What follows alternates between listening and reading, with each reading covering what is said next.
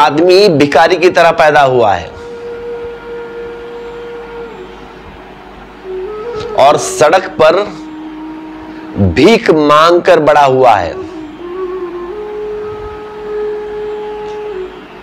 फिर एक दिन अचानक गौतम बुद्ध भी राजमहल से उतरकर सड़क पर भीख मांगने खड़े हो जाते हैं, भिक्षा मांगने खड़े हो जाते हैं। अब दोनों ही एक राह पर है, दोनों के हाथ में एक जैसा भिक्षा पात्र। भिखारी और बुद्ध दोनों साथ ही राह पर भीख मांगने चलते हैं। तो उन दोनों में भेद क्या है? दोनों ही भीख मांग रहे हैं, दोनों ही भीख मांगने निकलते हैं, दोनों के हाथ में भिक्षा पात्र, दोनों द्वार पर खड़े होकर भिक्षा पात्र फैलाते हैं, दोनों ही भिखारी। क्या निश्चिंत ही दोनों एक जैसे हैं?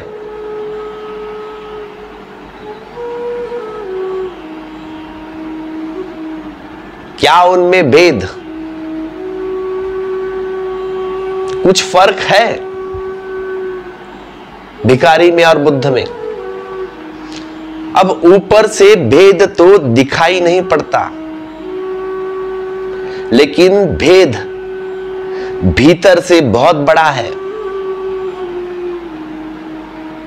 क्या भेद है? भिखारी सिर्फ भिखारी है, उसके पास कुछ नहीं।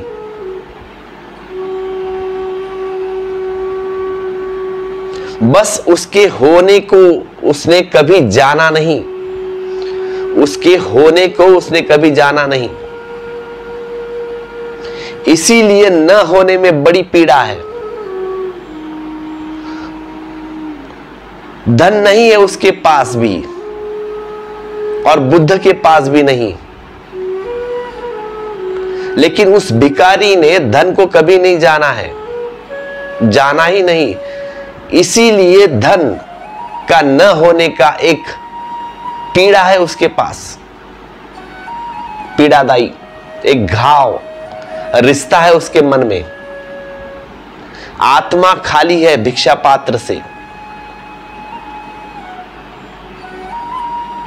हाथ में ही भिक्षा पात्र नहीं, उसके भीतर में भी भिक्षा पात्र है। लेकिन वहीं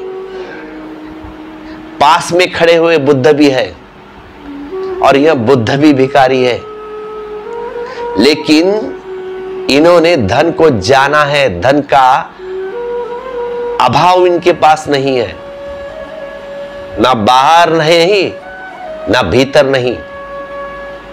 धन का भाव अति था, बहुत था धन, पर्याप्त, लेकिन व्यर्थ हो गया सारा।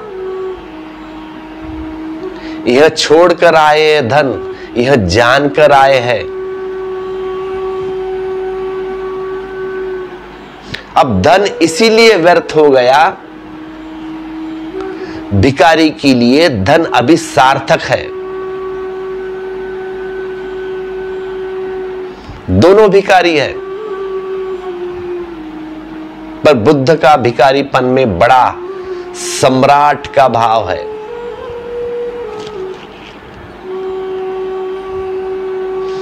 बुद्ध के भिखारीपन में एक शालीनता है जिसके समान सम्राट भी कुछ नहीं।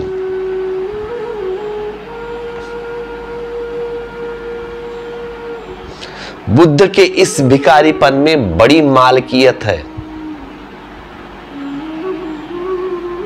अब यह धन व्यर्थ हो गया, यह धन छूट गया, अब धन में कोई सार्थकता नहीं रही। अब दूसरा भिखारी भी है, लेकिन वह बिल्कुल भिखारी है। धन उसके लिए अभी भी बड़ा सार्थक है। उल्टा है, भिखारी के लिए धन भी अभी बड़ा सार्थक है और धन की जो मांग है वह जारी है, कंटिन्यू है।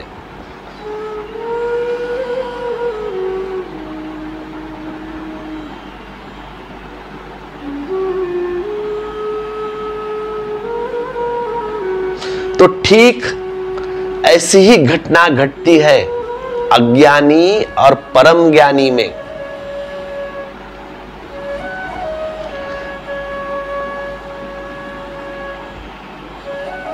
परम ज्ञानी भी ज्ञान को छोड़ देता है, ऐसे ही जैसे कोई बुद्ध धन को छोड़ देता है। जानकर, पहचानकर, पाकर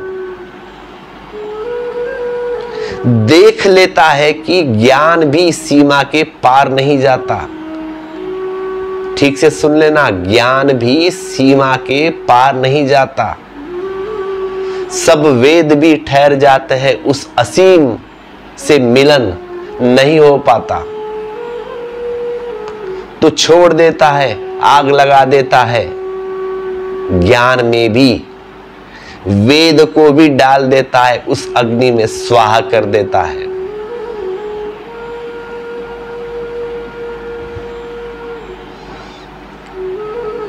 अज्ञानी जैसा हो जाता है,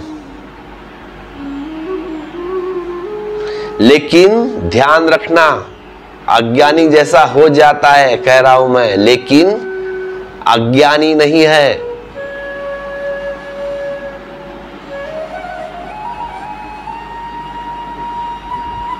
अज्ञानी नहीं है, अज्ञानी नहीं है।